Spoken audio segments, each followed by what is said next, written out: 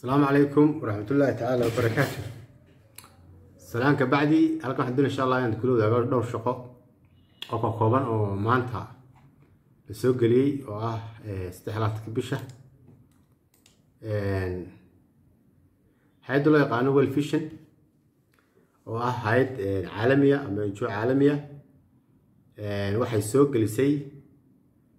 design monitor and evaluation DME officer oo ay ugu rabto magaala xeebada Kabalbara halkaas oo qofkaasi la rabo inuu ka shaqeeyo hay'adan uga shaqeeyo marka fiilka hay'adaasi u baahan tahay qofka badanaa marka laga hadlayo monitoringka iyo evaluationku waxa taqaaneen M&E ba hor taqaaneen oo monitor and evaluation laakiin ka dhima ka soo raacdo waa design qofkaasi waa inuu xagga design-ka ku wanaagsan yahay at the same time marka uu qof haado multitask badan xagga ka qaban kara maxaa leeyahay xagga monitoringka aqoonta qofka looga baahan yahay waxa weeyaan waa degree social science-ka iyo statistics-ka waa caadi u garan kartaa oo kale qofka monitoringka iyo xagga shaqeynaya xagga statistics-ka uu ku fiican yahay iyo community development-ka iyo development studies-ka inahaba looga baahan yahay fiilasha inuu qofkaasi soo bartay way arrimada waxa looga baahan yahay qofkaasi 3 sano way arrinimo inuu leeyahay local government-ka or work with NGOs-ka ama humanitarian-ka waxyaabahaas oo dhawaan uu qofkaas aqoon soo yeesha ma qoon leeyahay si shaqada marka aad u abalay garayso واحد سمعنا سوا هلو حرينيا باي اونلاين بلو حرينيا marka linkiska hesho linkiskana insha Allah waxaan jin xaq hoose inaan soo dhigo hada ku qoranta apply click apply ama apply ku dhufo shaqadani waa kulli shaqo dad badan oo runtii aqoon u leeyahay jiraan oo wadanka ku nool taas waa mid shaqada kale rajeen insha Allah inaan bartan soo galiyo waxa weeyaan procurement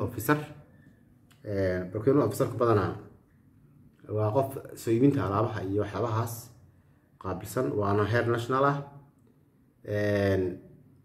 hay'adda loo yaqaano CTG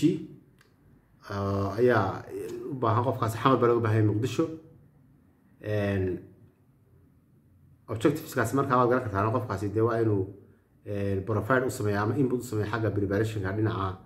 annual procurement plan-ka waxyaabahaas oo dhan aqoon ahaan qofka waxa looga baahan yahay bachelor in procurement ama supply chain lawga commerce-ka administration-ka public administration-ka finance-ka economics-ka ama wixii la xilma ama discipline-ka la leh ama qaybta la xiriirna waa qofkaas aqoon u sii leeyahay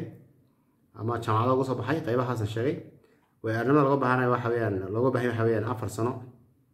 4 years baa laga baahan yahay dhanka supply chain-ka minimum 4 years experience in Somali Asian language macna xagga expertise weyn ku hada xagga Soomaaliyan ku hada luqadana lagu maarmaayo qofkaasi shaqada insha Allah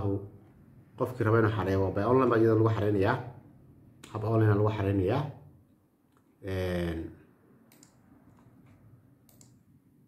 okay marka si hadii eebinkii la qofkii raba inuu shaqooyinka xareeyo wuxuu booqanayaa linkiska qaran jobs booqanayaa ama xagga hoose insha Allah waan ku soo dhigayaa qofkii isku day kara ama hawsha apply gareyn kara apply gareeyo shaqadani waa shaqo marka looga baahan yahay Muqdisho halka kii hore looga baahan yahay magaalada Berbera gaar ahaan Welfishan uga baahnay hay'adda loo yaqaano SOS Children baa idin Hargeysa shaqo soo gelisay maanta SOS waa garan kartaa waa SOS Children's Village waa NGO caalami ah oo wax badan ka shaqeysa runtii meelo badan ka shaqeysa caalamka waxay u baahan yihiin youth coach qof ah bay u baahan yihiin arrimaha dhalinyarta iyo entrepreneur-kooda iyo waxyaabaha isku dubardi kara waa qof looga baahan yahay inuu contribute gareeyo preparation-ka annual-ka si quarterly si monthly actionada ugu diyaargareeyo balaanada ugu diyaargareeyo hay'adda iyo activity-a inuu workshop-ada diyaargareeyo iyo wixii report ah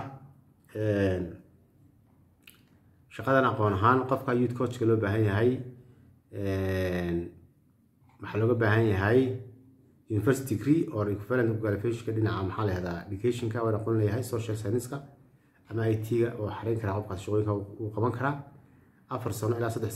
sano ilaa 4 sano looga baahan yahay arrimo leeyahay dhinaca maxay programmingska guidance-ka counseling-ka entrepreneurship-ka iyo wixii maxaa la yiraahdaa social business management-ka aan aqoon leeyahay shaqadan iyada waxaa lagu xareynayaa by email lagu xareynayaa haba email lagu xareynayaa marka qofkii shaqada u baahan inuu xareysto ama ku wanaagsan waxa loo yaqaano discipline xagga youth-ka inuu horumariyo fadlan